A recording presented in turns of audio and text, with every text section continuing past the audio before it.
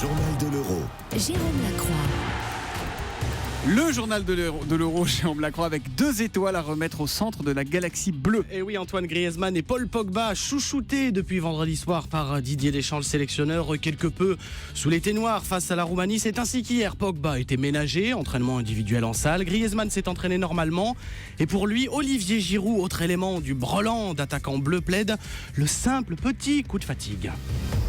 Notre relation dans le jeu n'a pas forcément changé, mais forcément quand tu as un peu moins les jambes, ça se ressent. Mais pas du tout inquiet pour lui, il va monter en puissance lui aussi. Des propos recueillis par Cyril de la Morinerie pour Europe 1. Les Bleus s'envolent demain pour Marseille, théâtre donc de France-Albanie mercredi. Le chiffre du jour, il est tout rond. 0, ouais, l'Allemagne n'a jamais perdu en match inaugural d'un Euro en 12 participations. Nouvelle victoire hier tout en efficacité. 2-0 face à de vaillants Ukrainiens avec un gardien allemand, Manuel Neuer, exceptionnel une fois encore.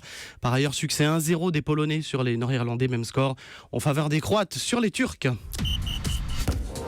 Le programme du jour, Jérôme, avec une Espagne qui s'avance dans le brouillard. Oui, les doubles tenants du titre, englués dans une bien embarrassante histoire. Leur gardien, David De Gea, accusé de complicité depuis vendredi dans une affaire d'agression sexuelle sur mineur en 2012. Ce joueur de 25 ans, c'est la nouvelle génération qui pousse sur le banc des remplaçants une icône en Espagne, Iker Casillas, San Iker comme on le surnomme, emblématique meneur de ceux qui ont tout gagné, mondial et euro depuis 2008.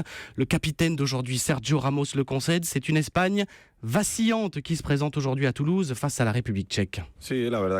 Pour vous dire la vérité, ça n'a pas été une nouvelle très agréable pour nous. Bon, bien sûr, c'est de l'extra sportif, mais voilà, ça touche un coéquipier. Bon, on reste, nous, très motivés. On a une énorme envie de jouer et on espère bien débuter notre Euro.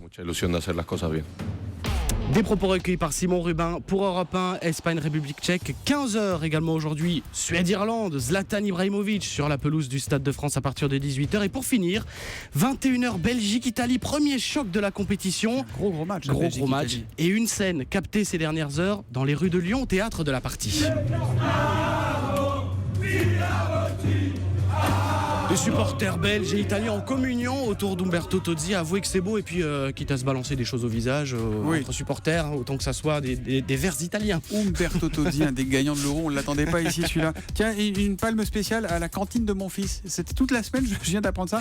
Ils font les midis de l'Euro, donc ils vont manger russe à midi, portugais demain, italien mercredi, hongrois jeudi et so-british vendredi. Je trouve ça génial. Voilà, c'est ça aussi l'Euro pour les petits, tout ça. Bravo à la mairie de Paris sur cette affaire.